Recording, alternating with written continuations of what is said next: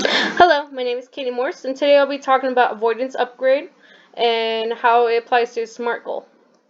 So, to reiterate my SMART goal, I'm motivating the player to at least 3 times a week go outside to walk or do an outdoor activity for an hour to give the player a fresh breath of air, to relieve some stress, or do something in order for them to relax or admire nature.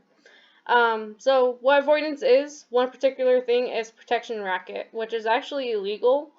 But mobile games are able to get away with it most of the time. The legal part of it is if you use it, I believe it's like a 25,000 fine. It's pretty hefty, and you get 20 years in federal prison, I believe. So it's pretty hefty, but mobile games are able to use it. Where it's usually where a group offers protection from harm such as theft, assault, or vandalism, but only if the victim pays them for this protection. But if you do not pay, this leads the group to causing the harm that they are charging for protection. For example, in mobile games, you see this a lot. We have a fort, and players can go to your fort, and steal items or things that you need or resources. But let's say the game offers you a protection barrier, but you have to buy it. If you refuse to buy it, then players are more likely to find your fort and raid it. So you're more likely to pop up, and it can be annoying. But you can avoid this if you just pay the amount.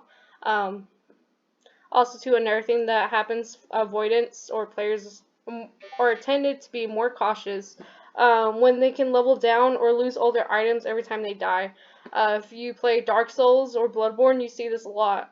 You die, you basically lose a lot of experience, you lose your items, and you have to go find them, or you have to rebuild them up.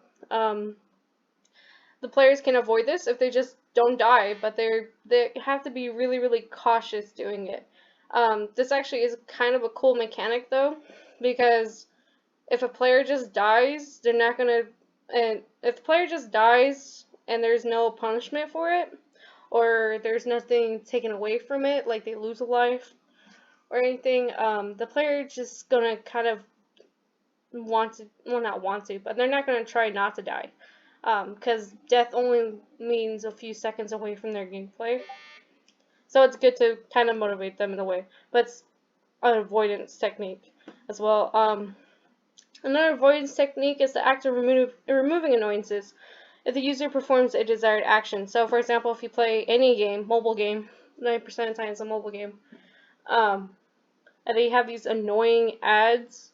Like if you have you ever like completed a level and then a video plays that's like 2 minutes, and you just have to sit there and watch the 2 minute video and not be able to skip it in order to unlock the next level.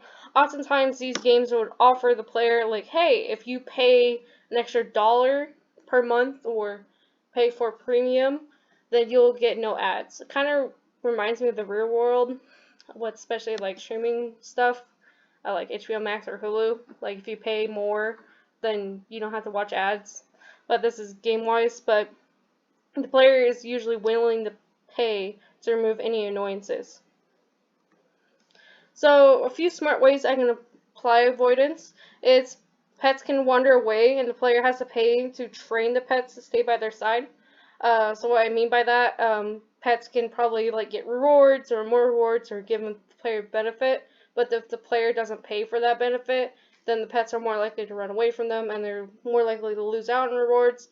I can make the player feel like they deserve a pet and need to work harder for it, but they have to work extremely hard and accomplish like 2-3 weeks worth of goals. But I would assert the player and make them feel like they should get this or they should have this. Also, too, if the player doesn't walk the day or that particular day, they lose a chance to acquire a pet, or their pets start losing their personality. So all pets have like their own personality. And if they don't walk, they start becoming bland, like kind of um, like they don't have anything interesting, or they start losing traits about them. So if there's a particle effect, it gets removed, and things like that. So in conclusion, as we continue the process of gamification, we understand the importance of avoidance. We also discover new ways to use these goals and have a deeper understanding of how we experience it. Now it's time to polish your SMART goal with the things we have learned in this course and have it defined with all the new aspects we learned.